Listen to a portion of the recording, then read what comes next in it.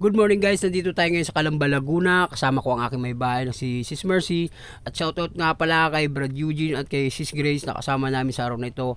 Sa mga kasama naming iba na sila Brad Aris, shoutout Brad Aris, Brad June. Syempre guys, nandito tayo ngayon para gusto natin makita yung lugar kung gaano kaganda. Sa lahat ng mga nanonood sa aking vlog, salamat pa rin po sa pagsuporta.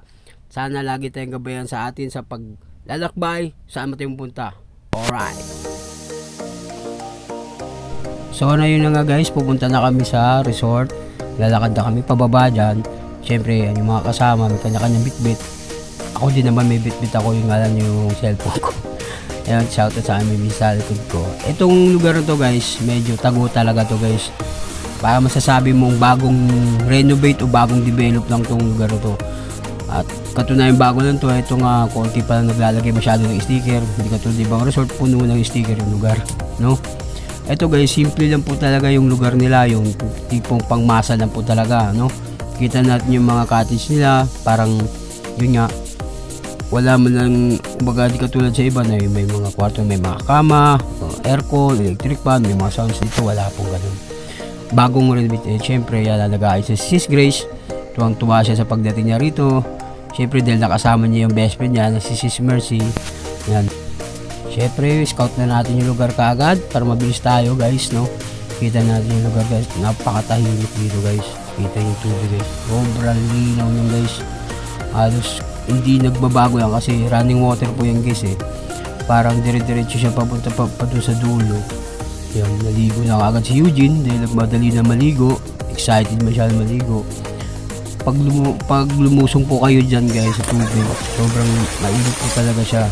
Totally mainit po talaga siya, parang kumbaga sa kayo eh, galing sa pakulo. Pero hindi naman yung mainit na makapasok.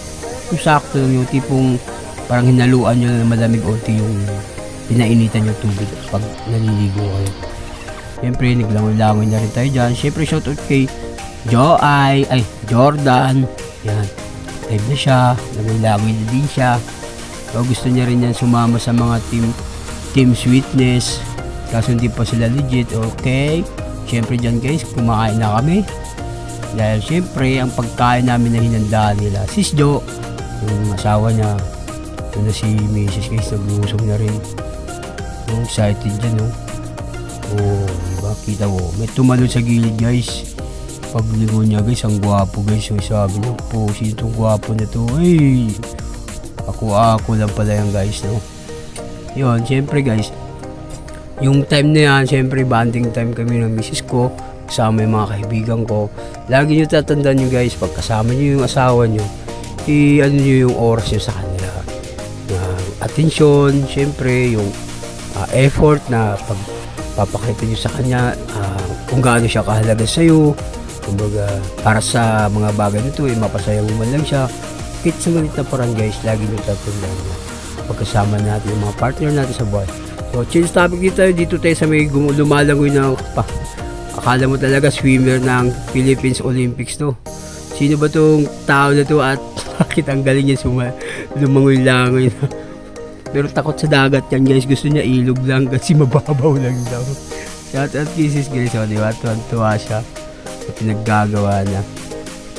Ayun guys, dito sa lugar na to guys, kung makikita nyo, sobrang linaw na tubig. Yung part din guys, sa kabila na yun eh. Yan, naglalakad kami dyan. Ano yan guys, kumbaga karugtong na yan doon sa taas. Yung nakita nyo nung una, yung lawak, karugtong na yan. Para siyang, kumbaga sa kanal-kanal na lang yan. Sangasangan, ganyan. Ay nakita mo yun. Yung pulse na yun, nasa likod ko guys. Yan yung pinanggalingan doon sa malawak na tubig.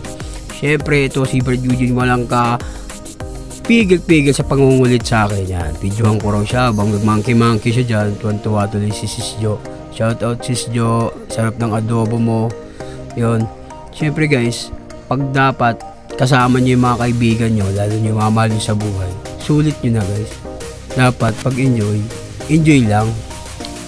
At ang saya-saya namin apat dito guys. At ayun na nga, kakain na kami guys. Syempre, shout out pa rin sa mga niluto ni Sis Jo at sa kanyang asawa.